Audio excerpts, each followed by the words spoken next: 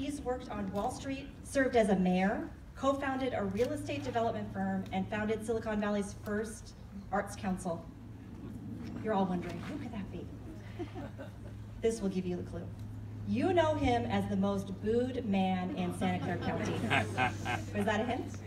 But he's actually really a popular guy. He's been in elected office since 1975, and since 1994 as our Santa Clara County assessor. Come on, let's boo for him, right? So, as Larry comes up, let me just share that we know him as our Silicon Valley's Renaissance man and a very special friend of PACT. So thank you very much for giving the introduction to our Mike Hackworth Leadership Honorees. That was a good boo, so I'm feeling comfortable. I'm in my comfort zone.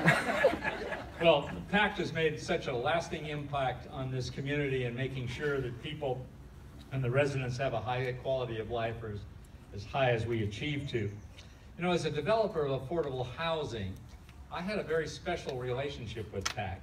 When my two partners and I wanted to build a 245-unit, 100% affordable housing project here in San Jose, we were in the entitlement process. And we were getting pushback, like all affordable housing developers get. Too much density, we don't want those people in our neighborhood, you know, too much crime and those kinds of things. And I turned to PACT. I knew Matt Hammer a little bit, but I turned to PACT. And they sought in that neighborhood members and supporters of PACT that came to our support. And it completely mollified the opposition and the momentum that the opposition can have during the hearing process. And I believe we now have a successful 245-unit affordable housing project on Stockton at Lenzen and Cinnabar, called the Cinnabar Commons. And it would not have happened if PACT hadn't gotten involved and gotten people in the neighborhood, including a guy that lived virtually across the street, who got up and said, we need these projects, we need this project, we need affordable housing. So I'm forever grateful, and my two partners are forever grateful for what PACT has done. You know, the great work that PACT does is impossible without the dynamic leadership and generous support of people like Tom Steyer and Kat Taylor. A true power couple you are, and each of you in your own right is deserving of this award. So I'm pleased to introduce Tom Steyer. Kat was not supposed to be here, but she is. But all my remarks refer to both of you because you're such a team. So, you know, when Tom retired from Farallon, they were managing $20 billion worth of assets, including major investments in companies like Oracle, Microsoft, Comcast. Tom's approach to philanthropy is about the same as his approach to business. Instead of creating wealth, he creates opportunities for unserved and diverted and deserving individuals. Throughout their 31 years of marriage, they've never forgotten the moral responsibility to give back to ensure that every family shares the benefits of economic opportunity, education, and a healthy climate. They both signed Warren Buffett's pledge to contribute most of their wealth to charity causes. Tom and Pat have provided leadership on critical environmental issues with NextGen Climate, an organization that Tom founded in 2013 to prevent climate disaster. Kat created Tomcat Ranch Educational Foundation that has become a learning laboratory for strategies to re-sequester, that's an interesting word, right? Carbon back into the soils, enhance water quality and retention, and restore biodiversity while producing healthy foods. They founded the Benefit State Bank in Oakland in 2007, a nonprofit community bank that provides loans to people and small businesses shut out of the traditional banking system. Unlike most banks, all of their profits go back into the community. They have provided political leadership and financial resources in a variety of statewide ballot measures. Tom worked to defeat Proposition 13, an attempt by the oil industry to roll back California's plan to reduce pollution and address climate change. They helped pass Proposition 39 to close corporate loopholes and created a $1 billion for California schools and clean energy projects. Despite their enormous success both at the state level and the national level, both Tom and Kat never are afraid to work side by side with local community leaders like PACT. So I was not surprised as I saw Tom at the victory party of Measure A, which will create billions of dollars for affordable housing. So please give a warm welcome Tom Steyer. And Kat.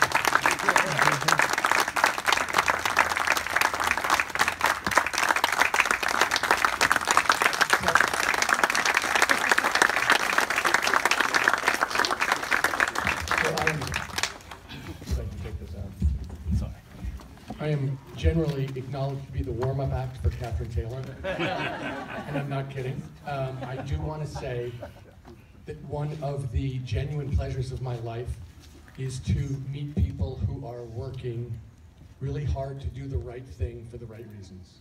Dolores is obviously a great example, but this backyard is filled with people who are doing just that, and they are inspirations to Kat and me. Chris Wilder, I'm looking right at Chris Wilder. People who spend their lives doing the right thing without expecting thanks for it because they believe, because their values insist on it. My old teacher, Kirk Hansen, is over there who basically tried to teach Stanford business students to do just that. But honestly, that is one of the great pleasures of our life, is to be inspired by people who do the right thing for the right reason without asking for anything personal. Let me say this. The mission statement for NextGen is to act politically, to prevent climate disaster, to promote prosperity, and protect the fundamental rights of every American. And we believe really strongly that it is a coalition of people who believe in those same values, the values of human beings, of the broadest democracy, standing together that will let us win across the board. And so let me talk for a second about how PACT and PICO and NextGen are lined up together from a values and operational standpoint. And one of the things we absolutely are committed to is the idea of the broadest democracy representing the most possible people, not just registered, but also engaged and participating. Last year, NextGen, along with 67 partners in California, registered 807,000 Californians across the state. Let me say this specifically, the people who are underrepresented, the people whose participation we desperately wanted to increase, tend to be young people. They tend to be people of color. They tend to be people who are less well off. And in particular, we felt their voice, to have a just society, we needed to hear their voice. We needed their vote to be counted for just outcomes, but also specifically, all of the research says you get the smartest, best outcomes when most people participate. And we know that's something that PACT and PICO are absolutely dedicated to. We also worked on 12 statewide ballot initiatives. I co-chaired the $2 a pack cigarette tax to put money back into Medi-Cal, which is an incredibly underfunded health program for the people across the state of California. We also worked on 22 local measures, including 3 measures that you guys should be familiar with, which had to do with low-income affordable housing, public transportation, and workers' rights, A, B, and E, in 2016. We absolutely believe in direct democracy and people's participation, the broadest possible participation. And we are committed. We knocked on $12 million last year, and we're on 370 college campuses. We are committed.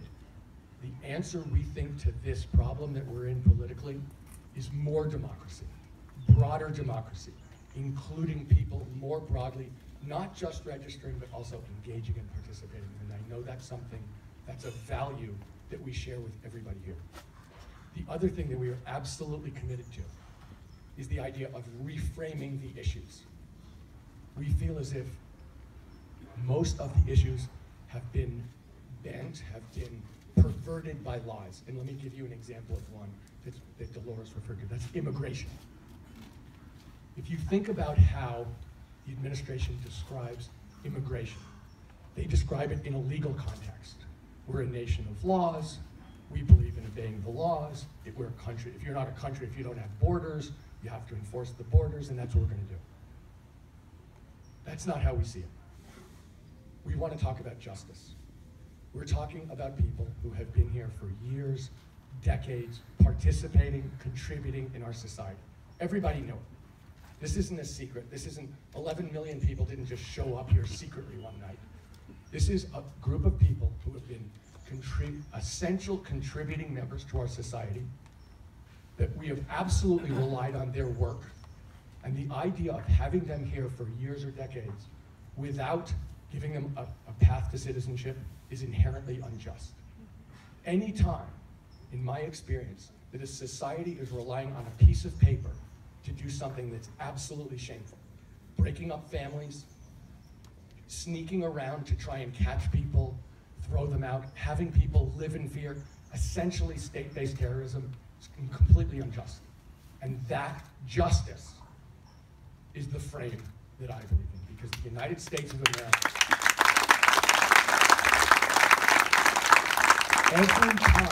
every time this society has relied on a piece of paper to try and justify injustice. This is not the first time, for goodness sakes, that we've had legal injustice. Go right back to the Constitution. We all know what I'm talking about. In the beginning, this country was very, very, very unjust, intentionally so. And the actual triumph of America is the move towards justice.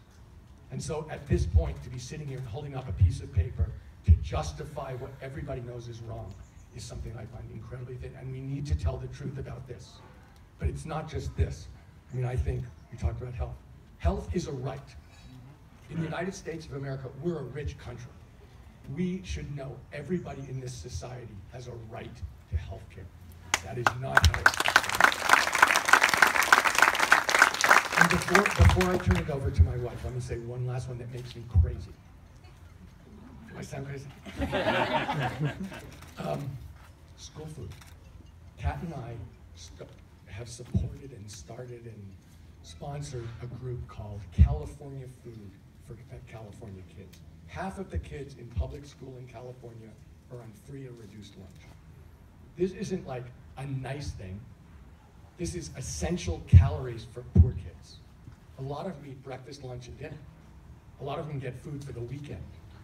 Schools provide food in the summer. The idea that kids don't need food, that we're gonna have a tax break, a tax cut for the richest Americans, and we're gonna get rid of school food for poor kids, is that one of the biggest insults that I can imagine.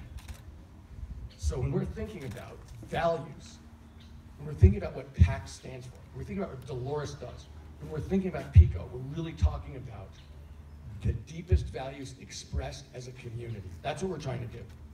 And I can't think of anything more upsetting than the idea that poor kids don't have a right to food, to eat. How are they going to grow up and be healthy? How are they going to be able to participate in school? How are they going to literally build the kind of body that they need to have a successful life? For a tax break for people who are already very, very rich. So now, I'm going to do you a favor and turn it over to my wife, who, as I said, is not only the talent in the organization, but also the brains.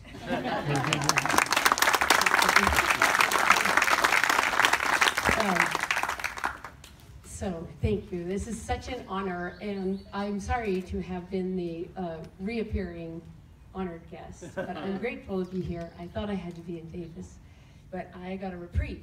So I'm very happy to be in an outdoor room of organizers and activists and people who just care about their communities and are willing to do something about it.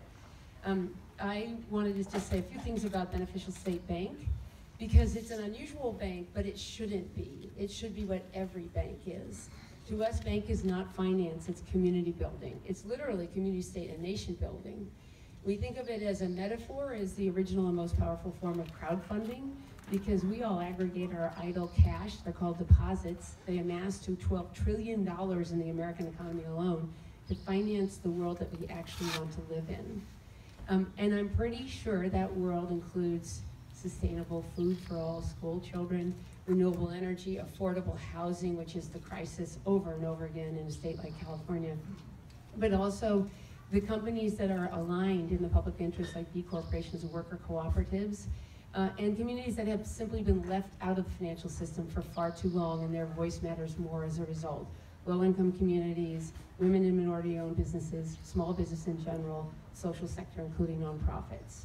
So we're trying to reactivate everyone's sense of agency in their banking relationship to change the banking system for good, because nothing less will suffice. At this moment in history, we should expect more, not less, from the basic institutions of society, and the overwhelming number of them are business institutions. So it's time to give our depositors, customers, borrowers, community members, and the planet herself more agency and more empowerment to take charge of their future and build the beautiful world that they actually want to live in.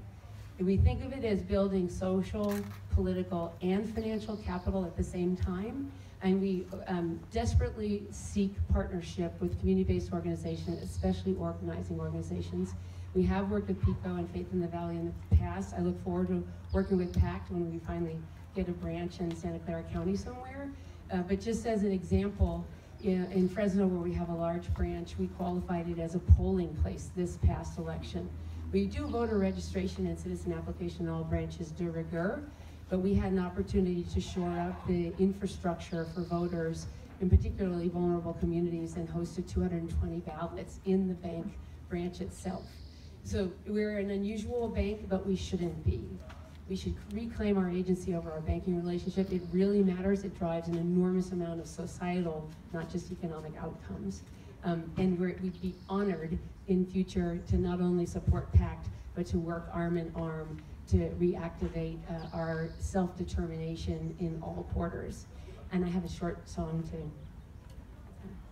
Actually, I think I know it. Keep a fire for the human race. Let your prayers go drifting out into space. You never know what will be coming down. Perhaps a better world is drawing near. Just as easily it could all disappear. Oh, sorry, Christian. Or Jackson. Woo! Getting mad at me somewhere. Sorry. Oh, stop. Oh, I'm so sorry. Hold on.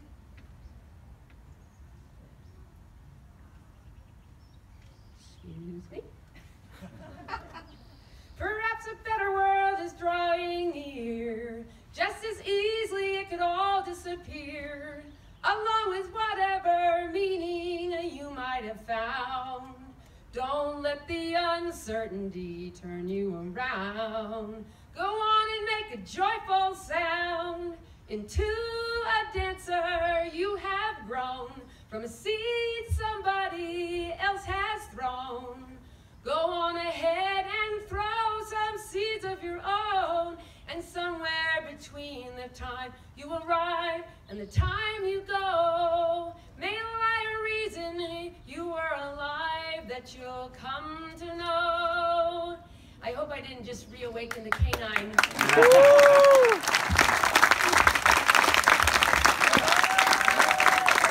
Applause.